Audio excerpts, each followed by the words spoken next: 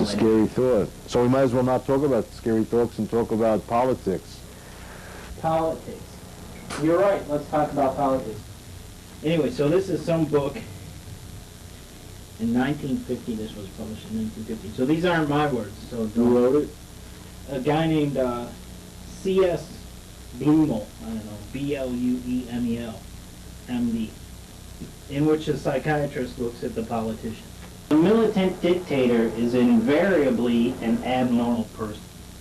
He's often the unfortunate victim of a psychosis. He may be an individual of manic traits who succeeds by sheer audacity. He has little knowledge of economic ills and has no art of healing. His practice is one of intrigue and force. His therapy is often fatal. He may precipitate warfare. Sane men endure this situation only because they fail to comprehend it. We are nonplussed by the vigor of the political adventurer, and that the disturber of peace is usually a borderline psychotic who has escaped the sanctuary of an asylum. That's a military dictator, all right? But what of the mentors of democracy, the chosen leaders in representative government? Are they also aborted men who have miscarried in their mental development? Too often this is true, for the passionate desire for leadership is an abnormal trait in personality makeup, and, as previously stated, the mere craving for public attention is not in any sense a qualification for public responsibility.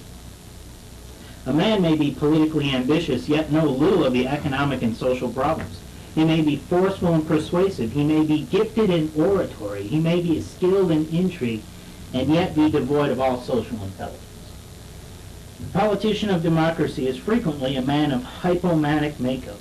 Although he appears staid and sober in commonplace situations, he reveals his abnormality at the political convention.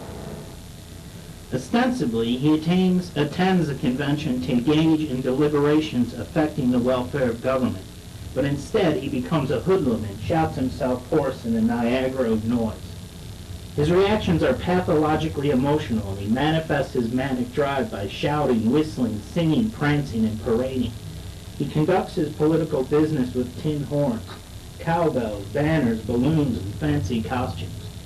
He precipitates a carnival of confusion which causes sane men to wonder. The broadcast of any political convention disrupts the decorum of an insane asylum, and the considerate nurse must necessarily silence the radio for her patient's protection. Such madness is not paralleled in the meetings of normal men.